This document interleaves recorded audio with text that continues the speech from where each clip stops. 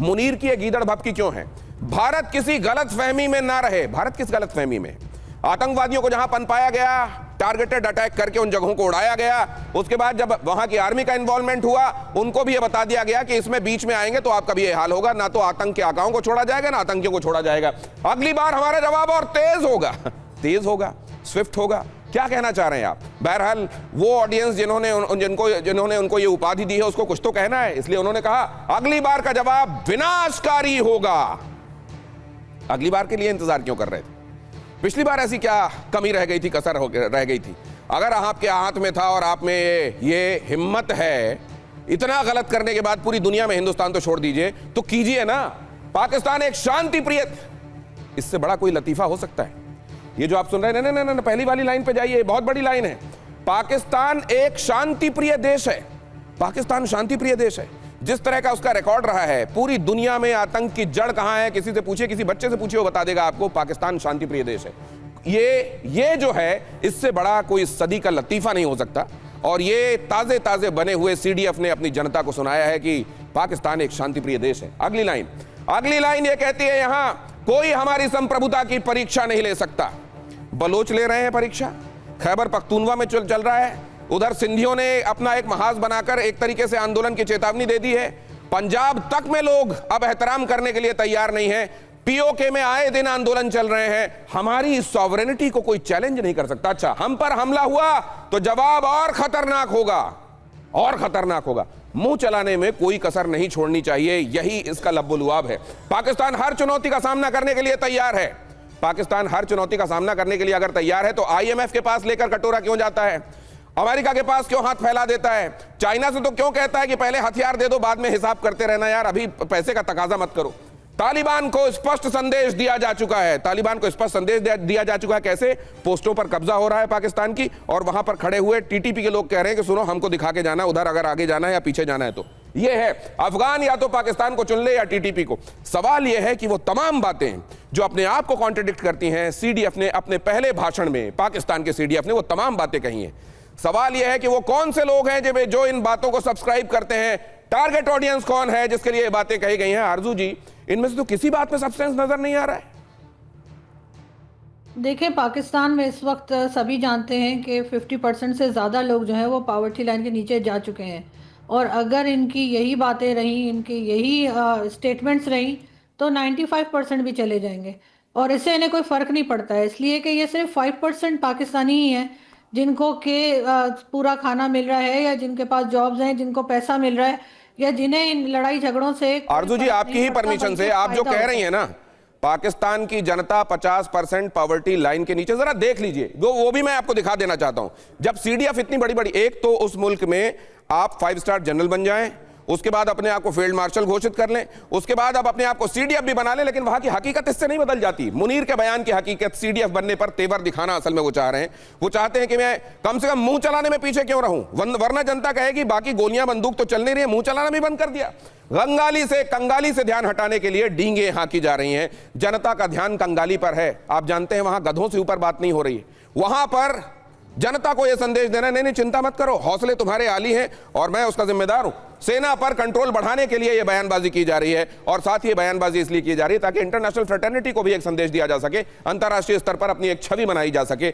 छवि ऐसे नहीं बनती जो सच्चाई से बहुत दूर हो, छवि बनती है जहां पर आप खड़े होते हैं वहां करीब ही आपकी छाया बनती है। ऐसा नहीं होता कि आप यहां खड़े हो और छाया कहीं और बने, सच्चाई के करीब ही छवि बनती है, और ये छवि नहीं बन सकती। बहरहाल अपने आप को ताकतवर दिखाने की कोशिश CDF वहां पर कर रहे हैं। अब जनता का हाल क्या है, बहुत जल्दी से जरा वो भी दिखाइए।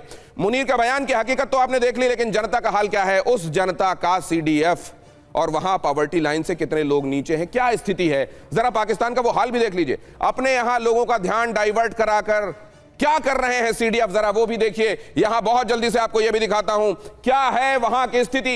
लोग कंगाल, मुनीर मालामाल। जनरल सिन्हा आपके पास आने वाला हूं। 2025 तक पाकिस्तान का सार्वजनिक कर्ज, ये डॉलर देख रहे हैं आप, 286.8 बिलियन डॉलर, ये है वहां का कर्ज अभी तक। और जरा दिखाइए, ये 2025 तक के कर्ज की बात कर रहा हूं। पाकिस्तान में डेट टू जीडीपी, मतलब जितनी कमाई हो रही है तमाम सोर्सेज से, जो पैदावार हो रही है, खेती किसानी सर्विस तमाम जो आमद है, और उसके मुकाबले कर्ज, अगर वो देखें तो इसका अनुपात 70% तक पहुंच गया है। ये हालत है पाकिस्तान की, और वहां ये बड़ी बड़ी बातें हो रही हैं। अब जरा आगे देखिए, पाकिस्तान में गरीबी रेखा से नीचे 41% आवाम, ये पुराना फिगर है, अब तो 50% की बात हो रही है और अब 90% तक हो जाएगी, आरजू काज़मी जी ये कह रहे हैं। यहां देखिए पाकिस्तान की जीडीपी $411 बिलियन, ये जीडीपी है, और जीडीपी टू डेट रेशियो, मतलब कर्ज के मुकाबले आमद का हिसाब किताब मैंने आपको बता दिया। पाकिस्तानी सेना के पास $100 बिलियन से ज्यादा की संपत्ति, ज्यादातर वहां के रिसोर्सेज पर किसका कब्जा है? आर्मी का कब्जा है। और इसीलिए कहा जाता है बाकी मुल्कों के पास उसकी आर्मी होती है, यहां पर आर्मी के पास एक मुल्क है और वो अपने मुल्क का इस्तेमाल केवल उसको पैरासाइट की तरह चूसने में करते हैं। यह है वहां की आर्मी, वहां की जनता की रक्षा करने के बजाय पैरासाइट की तरह उसका दोहन करने में, उसके रिसोर्सेज का और अपनी जेबें भरने में लगे हुए हैं। तब ऐसे में जनरल सिन्हा, मैं ये पूछना चाहता हूं, कितने और दिनों तक, माना कि आपने उनको लगातार कंगाल रखा, माना कि आपने उनको बहुत सारे लोगों को पढ़ने लिखने नहीं दिया, बहुत बहुत बुरी स्थितियों में रखा, माना कि उनको यह बता दिया कि धर्म के नाम पर ऐसी बातें बता दी जो असल में हकीकत नहीं है, उनको बरगला दिया, लेकिन कितने दिनों तक लोग इनके झांसे में आते जाएंगे? देखिए दिनेश, मुझे कभी कभी पाकिस्तान के ऊपर बड़ा शक सा लगता है। आपने पूछा कितने दिन तक और बरगलाओगे। देखिए बरगलाने के लिए तो देख लीजिए कितने 7 दशक तक तो बरकरार ही रहे हैं, और ये सिलसिला मुझे लगता है जब तक पाकिस्तान है तो ये जारी रहेगा, क्योंकि वहाँ पर लोगों की जो होती है ना, वो जागती नहीं सर। वो इतने पीड़ित हो चुके हैं दशक आफ्टर दशक। एक ये तो आसिम मुनीर साहब जो अभी आए हैं, इसके पहले की आप दास्ताएं सुनेंगे और इनकी दास्ताएं सुनेंगे। ये तो कहते थे ना कि केवल 1,500 लोग हैं जो खैबर पख्तूनख्वा, बलूचिस्तान और हमारी सेना के साथ ये डिंगे हाँकते थे ना। क्या हो गया? 7 से 8 हजार है वहां पर, और उन्होंने कहा है आ जाइए हमारे पास। आपने पूछा कि कब जागेगी, और मुझे भी यही है, क्यों नहीं जागती पाकिस्तान के लोग? 25 करोड़ लोग नहीं सर, ये बताइए जो बलूचिस्तान में चल रहा है, कंगाली की हालत में। और आरजू काज़मी कह रही है 95%। आपने कहा फौजी फाउंडेशन दिन दुगनी रात चौगनी तरक्की कर रहा है। ये लेकर के जो आसिम मुनीर है ना, अमेरिका में जाकर सेटल हो चुके हैं, बच्चों को भेज चुके हैं। ये तो पाकिस्तान की यही हर एक दशक में यही हाल होती है। ये जब तक बिखरेगा नहीं। मैं यही जावेद गफ्फारी के पास ये सवाल लेकर जाना चाहता हूं। जावेद गफ्फारी, देखिए इतने दिनों बाद आप मिले, मैं आपको एहतराम कर रहा हूं और जनरली हमारे बीच में कोई कड़वाहट नहीं है, लेकिन आप ये बताइए कि कब तक एंटी इंडिया सेंटीमेंट बेच कर वहां पर लोगों को दुनिया का अपना दुश्मन बताकर, हम हर एक एस्पेक्ट ऑफ लाइफ में हिंदुओं से अलग हैं, हमारे फोर फादर सिखा गए हैं, ये सब कह कर वहां की जनता को चूसने का काम वहां की आर्मी करती रहेगी? जैसे आपका मीडिया करता है। आपका मीडिया कब तक एंटी पाकिस्तान सैरियो बेचता रहेगा? कब तक आप अपनी पाकिस्तान जनता की फिक्र नहीं करेंगे और पाकिस्तान की जनता की आप फिक्र करेंगे?